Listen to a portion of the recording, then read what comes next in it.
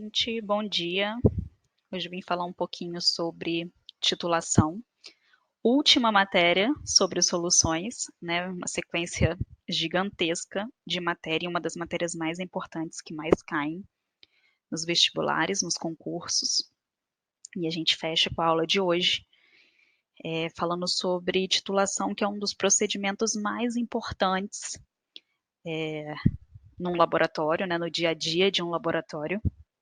Quem for aí para essa área de química ou alguma engenharia ou trabalhar em algum laboratório é um procedimento que vai fazer assim diversas vezes em um dia, né? A gente luta para aprender a fazer isso daqui porque ele é muito útil e você acaba fazendo bastante, né, no dia a dia como analista. Inclusive péssimas recordações. Para que serve então esse procedimento que é tão importante, tão usado, né? Ele é um procedimento utilizado para descobrir concentrações desconhecidas. Então, vamos supor que no seu laboratório chegou um carregamento de ácido sulfúrico sem, sem rótulo, não está informando qual é a concentração. Você não pode usar ele sem saber a concentração, né? Vamos supor que você precise de alguma coisa muito concentrada e ele está diluída. Sua reação não vai acontecer. Ou se você precisar de alguma coisa diluída e ele está muito concentrado, vai explodir na tua cara, né? Então, saber conhecer a concentração dos seus reagentes é muito importante para a sua análise dar certo, né? Para a sua síntese dar certo. Então, a primeira coisa e a forma mais simples da gente descobrir uma concentração desconhecida é fazendo uma titulação, tá?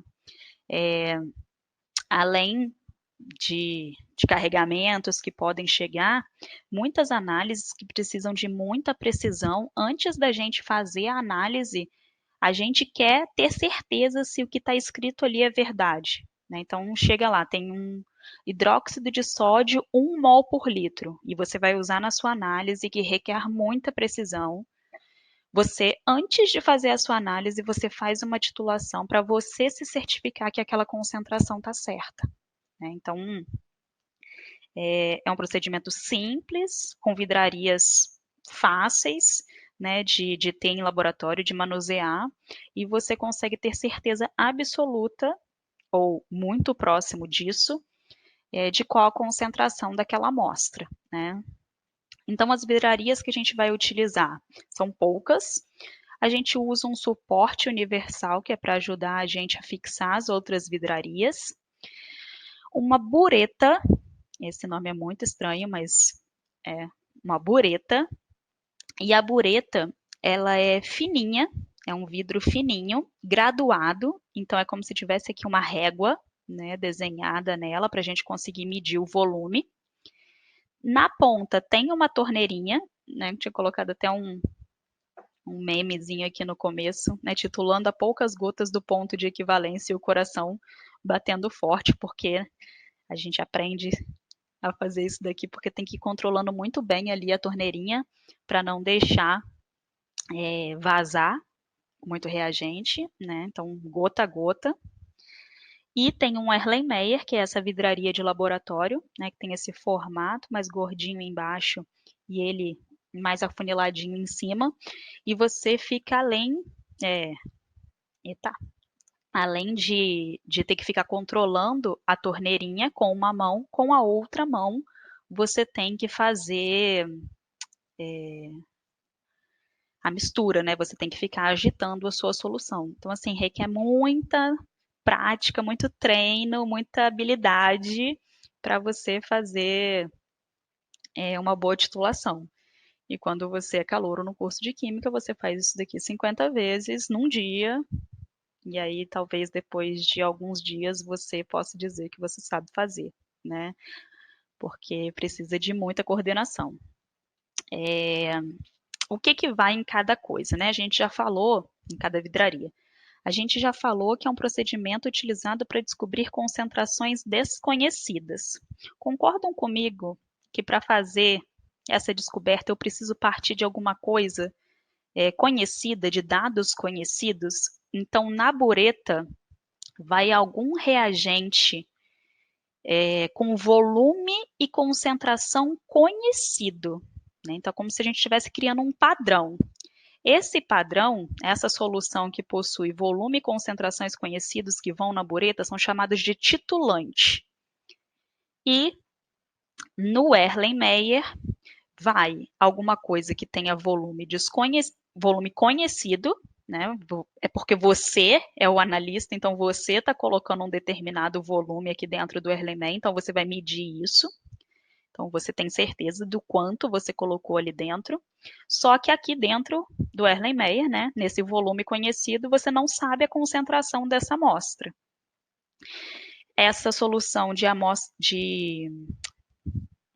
concentração desconhecida, né, a nossa amostra, vai dentro do Erlenmeyer. Então, recapitulando, na bureta vai o titulante. O que seria o titulante? Uma solução que você tem certeza do volume e da concentração. No Erlenmeyer vai o titulado, que é aquele que você tem certeza do volume, mas você desconhece a concentração. Então, dentro do Erlenmeyer vai a amostra que está sendo analisada e, muito importante, gente, vai um indicador de ácido e base. Comum de acontecer quando a gente está aprendendo isso daqui, é muito comum que você esqueça de colocar um indicador e aí você esvazia a bureta toda e nada acontece. Né? Por quê? Porque esqueceu do indicador. Coisas que a gente não consegue enxergar, o indicador revela para a gente, né? Por meio da mudança de coloração. A maioria das titulações são feitas entre ácido e base, né? Por neutralização. Então a gente consegue pelo indicador, né, pela mudança de coloração que o indicador de ácido e base proporciona para a gente consegue saber que aconteceu alguma coisa e que é hora de fechar a torneirinha. Né? Então, um indicador aqui é muito importante. Então, os materiais utilizados. Aqui tem realmente uma foto de uma bureta real, né? A torneirinha aqui na ponta. Aqui dá para ver mais certinho, né, a graduação dela, a régua, né? O Erlenmeyer, ele tem até esse formato, ele é utilizado porque na hora de você agitar, protege a sua mão, né? Mais difícil escorrer aqui, já que ele é mais fechadinho em cima. E a gente usa o indicador de ácido base, que geralmente é a fenolftaleína. A fenolftalina, como a gente já estudou, ela fica rosa em meio básico e em meio ácido ela fica incolor. Né? Então, é um procedimento muito usado e fácil de fazer, né? E requer poucos materiais. Vamos lá, gente. Vou voltar aqui numa imagem. Vamos supor que dentro do Erlenmeyer a gente coloque uma amostra e essa amostra é de ácido, é um ácido. E a gente coloca 3 gotinhas de fenolftaleína em meio ácido fica incolor. Se no Erlenmeyer eu tenho um ácido, na bureta eu tenho que colocar uma base de volume e concentração conhecidos.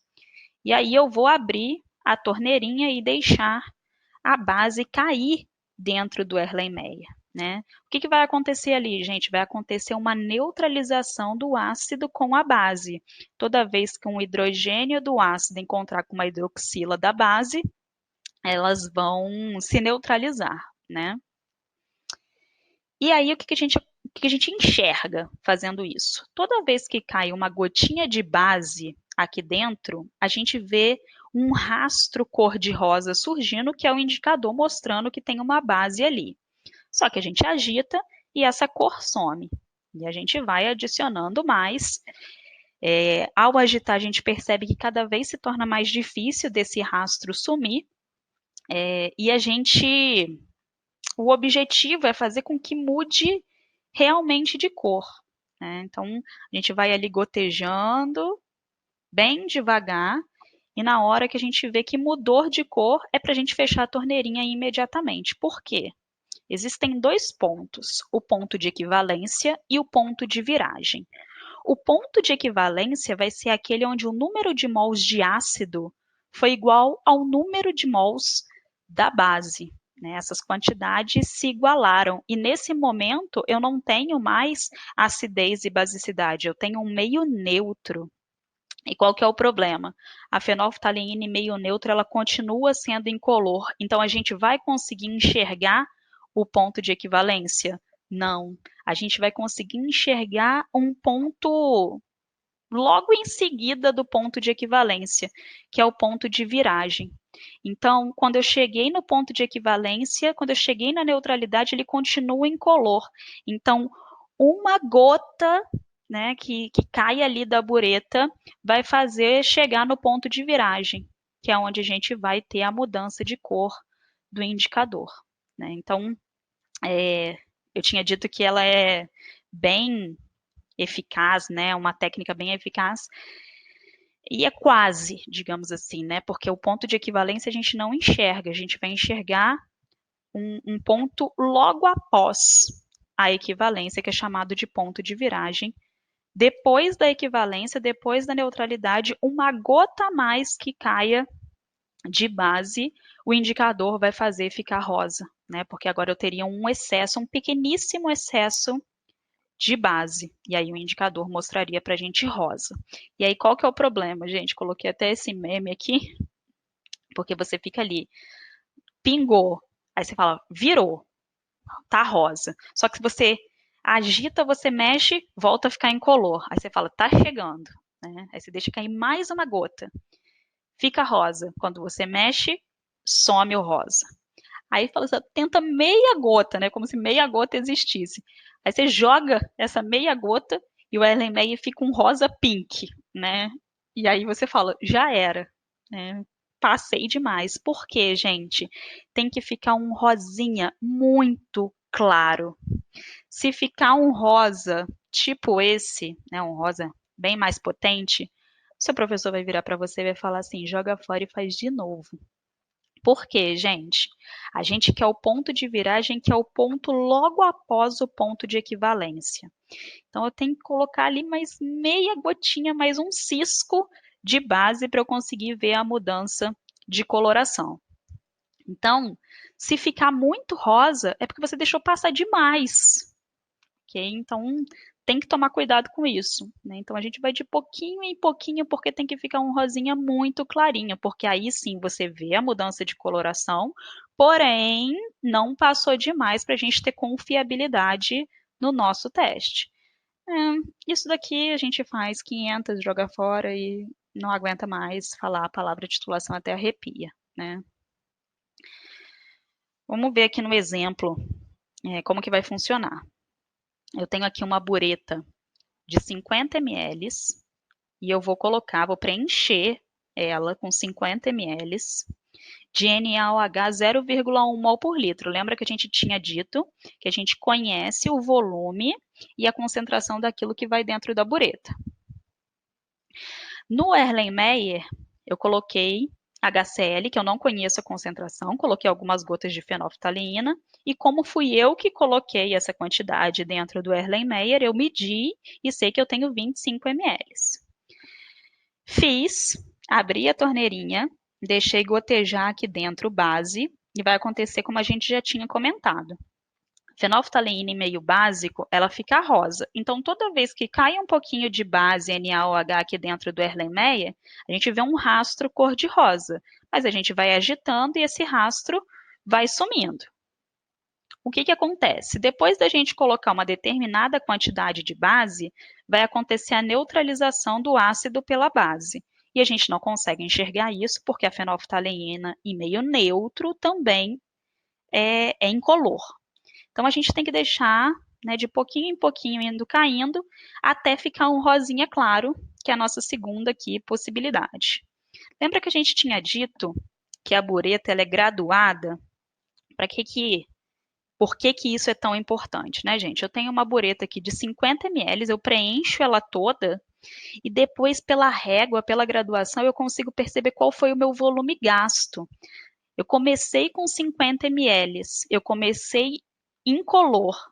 Para ela ficar rosa, né, para atingir o ponto de equivalência e depois o ponto de viragem, ela foi até 40. Então, eu comecei com 50 e terminei com 40. Significa que foi gasto um volume de 10 ml. Né? Então, aqui montando a equação, NaOH reage com HCl formando NaCl mais H2O, essa reação já está balanceada e eu tenho uma proporção 1 para 1. 1 mol de base reagindo com 1 mol de ácido. A gente vai usar aqui uma fórmula já conhecida da gente, né, que é M1V1 igual a M2V2, onde a gente tem um estado inicial e um estado final, né? Aqui a gente vai falar que é o da base comparado com o do ácido. Então, qual a concentração da base? 0,1. Qual foi o volume gasto de base nessa titulação? Foi 50, gente? Não, eu coloquei 50 porque a bureta era de 50. Eu tenho certeza que quando eu coloco até aqui, eu estou colocando 50.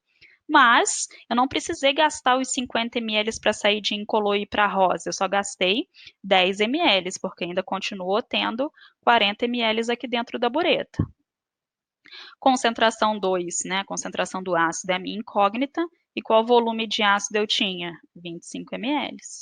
Fazendo essa conta, a gente descobre então que a concentração de HCl desconhecida era 0,04. Então, aqui a pegadinha era você perceber que não foi utilizado todo o volume de base, né? Gastei só 10 ml. Nesse outro exemplo, a gente já tem uma proporção um pouco diferente, né? E agora a gente já está usando um diácido com uma monobase, então a gente vai precisar fazer um balanceamento. Então, o enunciado diz: em uma titulação foram usados 25 ml de NaOH a 0,2 mol por litro para titular 50 ml de uma solução de H2SO4. Qual é a concentração em mol por litro do ácido nessa solução? Vamos lá, gente. Ele falou 25 ml de NaOH 0,2. Então, do NaOH eu conheço o volume e conheço a concentração. Então, eles estão na bureta. Para titular 50 ml de H2SO4, que a gente não conhece a concentração. Então, o H2SO4 é a amostra de concentração desconhecida que está dentro do Erlenmeyer. Aqui no balanceamento, a gente consegue ver que a gente tem uma proporção de 2 de base para 1 de ácido. Então, aqui vai ser muito importante a gente remanejar e manter essa proporção na hora de fazer o M1V1 igual a M2V2. M1V1 diz respeito à base, M2V2 diz respeito ao ácido. Como a gente tem 2 da base para 1 do ácido, para acertar essa proporção, eu preciso multiplicar o lado do ácido na igualdade por 2, para esses valores ficarem iguais. Então, do lado da base, 0,2 vezes 25. Do lado do ácido, o 2 que veio para acertar a proporção. Concentração desconhecida vezes 50. Então, a gente descobre que a concentração é 0,05. Ok, gente? Vou fazer um videozinho onde eu faço uma titulação para mostrar para vocês essa coloração variando e acho que vai ficar mais fácil de entender, ok? Beijinho e até a próxima.